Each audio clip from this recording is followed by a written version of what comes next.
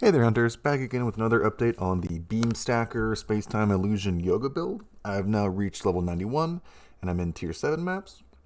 So let's just run a quick map, and I'll talk about some of the upgrades I've made to get damage up to an acceptable point. I'm at right around 20 million average right now, and, well, what I'm going to work on to get that pushed into the 100 million range.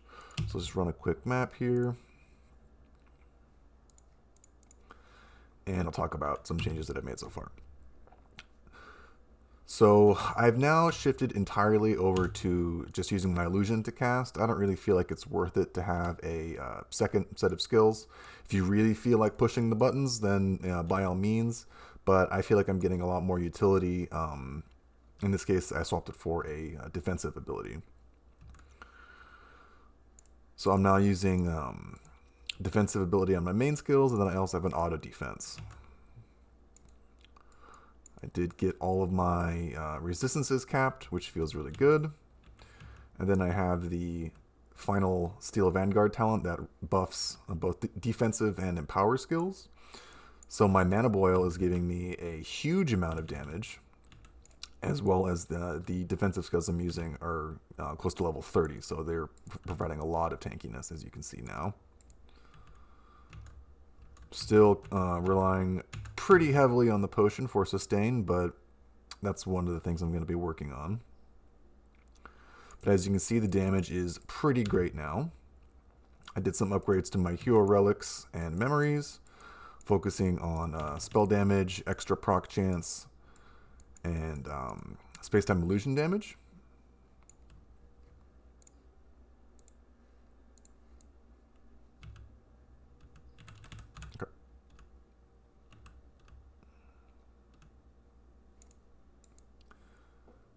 I got some upgrades now, so I'm at 10 or 11 beams, maybe 12. I wasn't counting.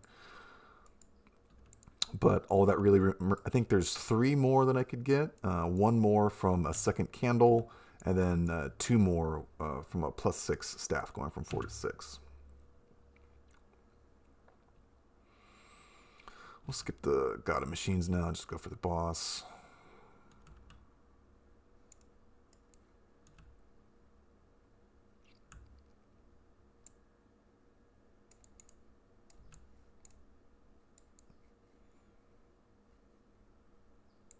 Alright, and that was with negative 30% cold damage.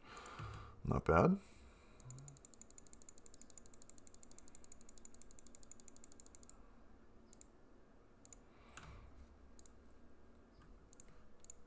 Okay.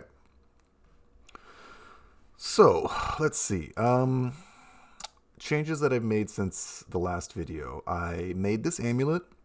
It's very, very basic, but I was just doing some testing with spell burst and then the base wilt damage. So I need the base wilt damage because I'm still using these gloves. These gloves basically give me 50% elemental and erosion resistance penetration.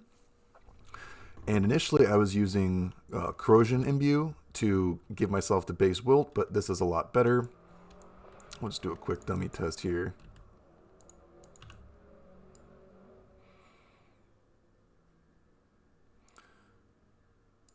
And you can see that it ramps up right around 20 million. It's actually more if all the orbs are inside of the space-time vortex thing. But it's, pretty marginal amount. But there you go. You can see its average is pretty high. If I hold down a right click, then it does help a little bit more. But, sometimes I just can't be bothered. But let's see. So for my hero memory, I wanted to go for Spell Burst. And this actually downside is completely mitigated because we use the hero talent.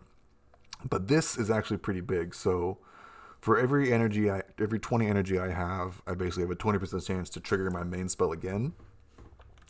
So if we... Okay, so you see how my guy is just like shooting off on his own? That's the hero relic proccing.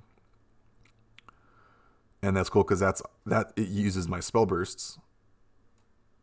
So it's just a ton of free damage.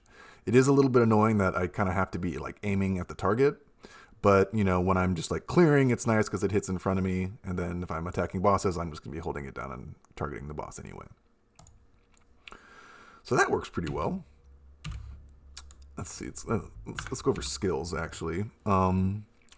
So for Lightning Beam, I did switch over to Psychic Burst. With this many spell bursts, I think it just makes the most sense. I'm still using Scattershot for the +2, and then Refracted Prism for refractions, which are basically forks. If I'm going to be doing a boss or something, I'll switch this out for, I could probably do like Focused Beam or, you know, actually Cold Pen's not going to be very good because I have so much Cold Pen, but I have options I could switch to for bigger single target. Efficient cast speed just is so much quality of life, makes it feel better. I don't think you can play without it. This is my first defensive option. Then we have Mana Boil with a ton of buffs, so this is giving me probably at least 30% additional spell damage with all of these modifiers. And then my hero talents. I'm running all 3 elemental damage auras. I'm converting my lightning to cold damage, so I get this full benefit. I'm now running a Euphoria on hit with Fixate to give myself 100% chance to deal double damage against elites and bosses. And then I have Thunder Spirit with Superpower, just for more cast speed. And then finally here I have Auto Defense with Defensive Buffer, as well as Rejuvenation and Swiftness. I'm working out, I don't really know if these are the best, but I'm just using them for now. And then my one Soul Candle is a beam with the losing mana is kind of a pain, but with the mana on hit from gloves, it basically completely negates the downside. Let's see, I did manage to get a +2 beams polygonal enclosure for pretty cheap, so that's great. So let's see, we're looking at +4, +6, +7, +8, +9, 9 +3 base. So I have 12 beams currently. That's pretty cool. Let's see, I'm using these super basic boots, but hey, agility stacks, damage, res, etc. As you can see, I'm res capped. Still using the Explode chest. This is nice because the chest gets converted to cold and then scaled with my aura, so it's just a lot of damage. I think eventually I will work on replacing these gloves with rare gloves that have +1, because +1 spell skills will also buff my Spacetime Illusion for more damage, but these cost like, I guess they're not that cheap now, but it's a lot of damage and cast speed and resistance, so it's hard to argue with. Let's see, in terms of things I want to be working on, my next goal is to get a 100% conversion Frozen Lightning, so I can get more options for a second ring. And then I think that would also free up my necklace here. Because once I replace these gloves, I won't need the base wilt damage, and then I can get either something with +1 or more spell burst or just better mods in general. But overall, this is a really fun character. Probably the cheapest, like, quote, auto bomber that I've been able to put together so far. The damage is pretty good for the amount of money that I've put in.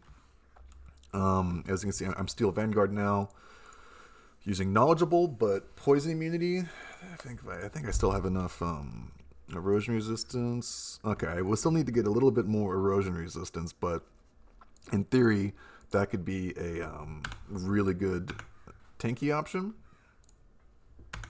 Oops. But for now, Knowledgeable is just really good. And let's see, so I have 100% uptime on my defensive skills, which is just huge. It's something like 30% less physical and elemental damage taken. So I'm now able to survive pretty well, but I just need to work on getting my life higher.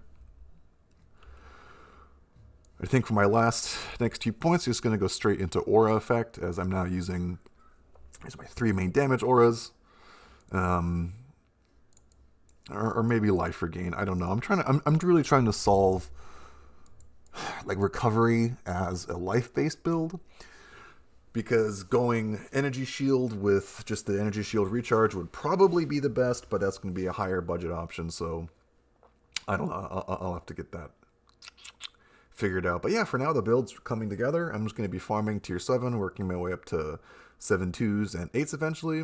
But yeah, thanks for tuning in. I'll be sure to post a video of my Rimlord kill. But yeah, so it's a fun build. I hope people are having fun playing with it, playing along. And see everybody next time. Remember to like, comment, subscribe, etc. And yeah, thank you. Bye.